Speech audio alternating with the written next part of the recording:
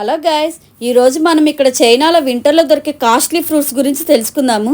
ఇవైతే మాత్రం చాలా కాస్ట్ ఉంటాయి ఈ ఫ్రూట్స్. వీటి కాస్ట్ అయితే నేను డిస్ప్లే చేస్తున్నాను. వీటిల్లో మీకు నచ్చిన ఫ్రూట్ ఏదో కమెంట్ చేయండి ఫ్రెండ్స్. అలాగే వీడియోని లైక్ చేయటం మాత్రం మర్చిపోకండి.